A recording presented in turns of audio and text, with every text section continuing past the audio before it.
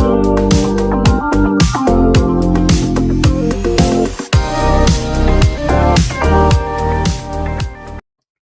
semua, salam sejahtera Malaysia, tuan-tuan dan puan yang amat dihormati. Baru-baru ini, nama Isham Jalil disebut ramai. Bahkan Isham Jalil sendiri membuat pengakuan bahwa beliau mungkin akan dipecat. Hari ini, saudara-saudara, dalam satu artikel dari biharian.com, UMNO tidak perlu referendum ahli parti, kata Presiden UMNO sendiri, Ahmad Zahid Hamidi, yang juga timbalan Perdana Menteri. Datuk Seri Ahmad Zahid Hamidi menegaskan, tiada keperluan bagi UMNO untuk mengadakan referendum dalam kalangan ahli berhubung kerjasama di antara parti itu dengan DAP.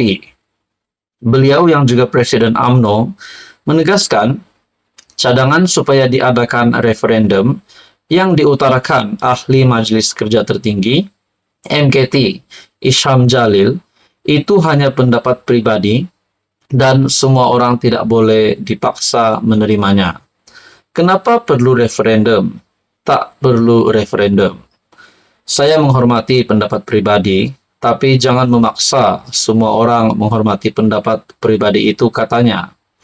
Timbalan Perdana Menteri berkata demikian pada sidang media selepas melawat pavilion Kementerian Kemajuan Desa dan Wilayah di pameran Halal Antarabangsa Malaysia 2023 di Pusat Pameran dan Perdagangan Antarabangsa Malaysia.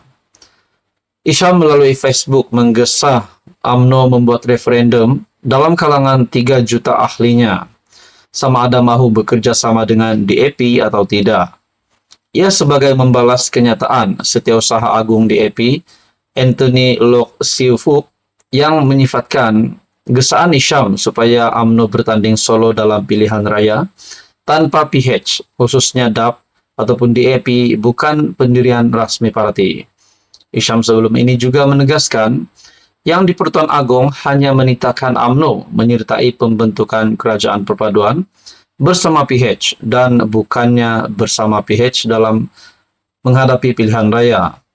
Sementara itu ditanya mengenai dakwaan Isham bahwa beliau dan beberapa ahli parti kemungkinan dipecat keahlian UMNO pada mesyuarat Majlis Kerja Tertinggi MKT Parti, Ahmad Zahid berkata, bekas ketua penerangan UMNO itu lebih tahu daripada dirinya.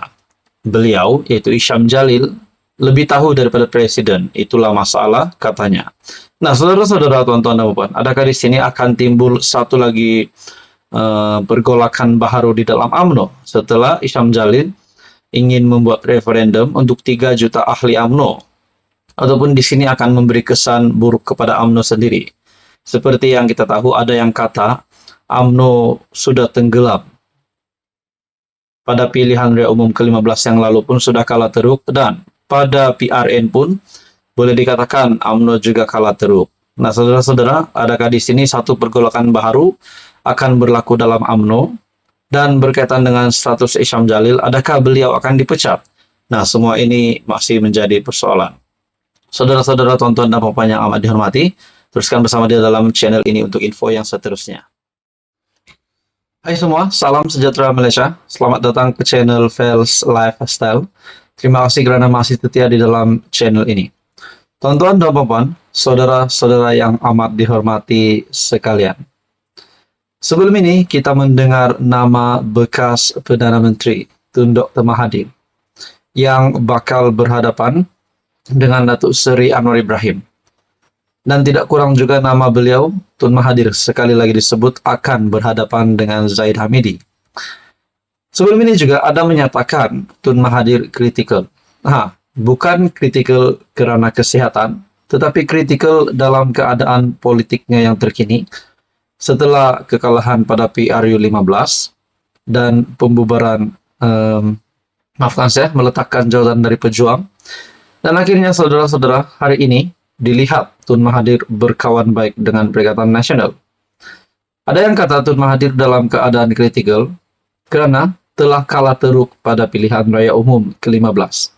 Nah, ada satu lagi kabar yang mengejutkan untuk Tun Mahathir.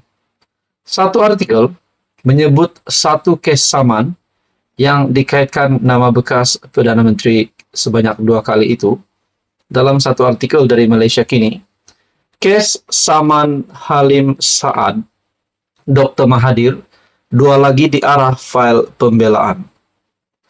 Mahkamah Tinggi mengarahkan bekas Perdana Menteri Tun Dr. Mahathir Mohamad dan 2 pihak lain memfailkan pernyataan pembelaan mereka pada atau sebelum 6 Oktober ini dalam kes saman dikemukakan ahli perniagaan Tan Sri Halim Saad.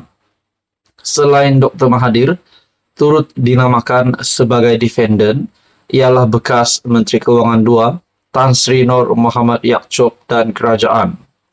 Pada 2 Ogos lepas, Halim, bekas pengerusi eksekutif Renong Berhad, memfailkan saman itu bagi menuntut pampasan berhubung kerugian dialaminya selepas pengambil alihan saham Renong Berhad dan United Engineers Malaysia Berhad UEM oleh kerajaan hampir 23 tahun lalu.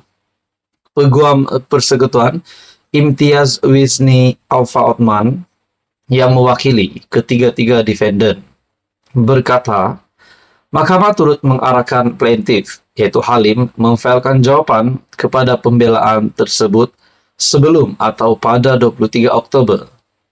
Mahkamah menetapkan 20 November untuk pengurusan kes selanjutnya dan sebarang permohonan interlokutori jika ada perlu difailkan sebelum tarikh itu.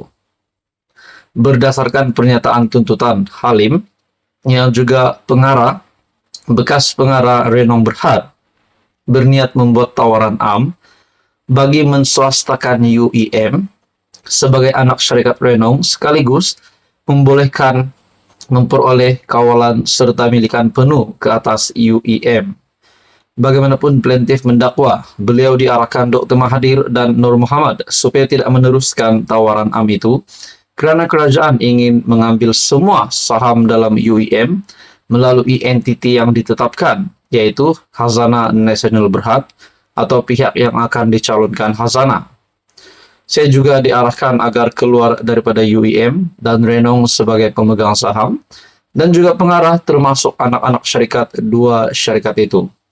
Ini mewajibkan saya untuk menyerahkan kawalan ke atas Renong dan UEM kepada kerajaan dan selanjutnya melupuskan saham Renong milik saya dengan kerugian. Dakwanya dalam pernyataan tuntutan itu. Halim mendakwa Khazanah telah memperoleh keseluruhan saham UEM melalui anak syarikatnya, dana saham Sendirian Berhad, sekaligus memperoleh kawalan terhadap UEM yang ketika itu memiliki 32,6% saham Renong. Oleh itu Halim antaranya memohon deklarasi dan pampasan berhubung pengambilan saham secara paksa oleh kerajaan bagi tempoh antara Julai dan Oktober 2001. Pada 2013, Halim memfailkan tuntutan saman RM 1,8 bilion terhadap kerajaan, Khazanah dan Nur Muhammad selepas mendakwa beliau ditipu. Bagaimanapun saman itu ditolak Mahkamah Tinggi di KL dan beliau juga gagal dalam rayuannya di Mahkamah Persekutuan pada 2015. Nah, satu lagi kejutan baru untuk Tun Mahathir, di mana satu artikel mengesahkan dari Malaysia Kini, kes saman Halim Saad, Dr. Mahathir, 2 lagi diarah fail pembelaan.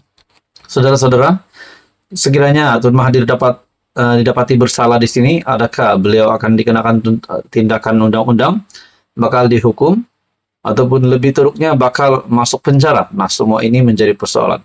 Akhirnya, saudara-saudara, kes saman Halim Saad, Dr. Mahathir, 2 lagi diarah fail pembelaan. Teruskan bersama di dalam channel ini untuk info yang seterusnya. Mohon bantu channel ini dengan menekan butang like, share, dan juga subscribe.